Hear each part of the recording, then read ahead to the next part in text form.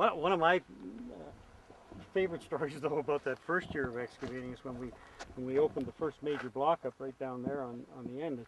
As you'd mentioned earlier, this whole bench here is basically a slump block, which means that it's a big chunk of sandstone that at some point broke away from this face and slid down a bit. Obviously not very far, because it then left this bench. Well, there have been sort of mini slumps, and I mean, hence the kind of stuff you see lying around here since then at different times. And when we were excavating in that one there, we were working in a pit that was 10 feet by 20 feet, and we came down on the top of one of these large slump blocks. It literally virtually filled the whole bottom of the pit by the time we exited. So we had a slab of rock about almost 10 feet by 20. There was one corner you could kind of get down a bit, and the darn thing was, oh, I don't know, about a foot thick or something like that.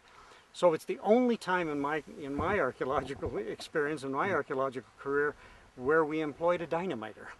We got this guy out here who started at that one spot where we get under it, and he gradually blew up that slab in the bottom of the pit, and we were down about, I don't know, about 15 feet, I think, at that point, something like that.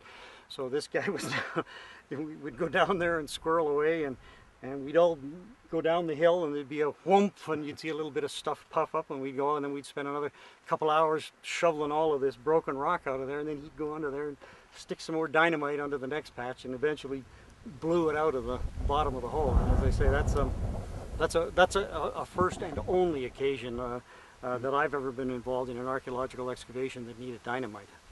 Well, I think and a lot of the professionals in this country could not couldn't put that on their CV. No, no, you got everybody beat there though.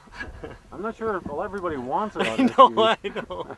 No. Use dynamite at an archaeological or a UNESCO World Heritage Site. It takes some explanation, that's for sure. Yeah. Yes, and without the proper context, it makes you look bad.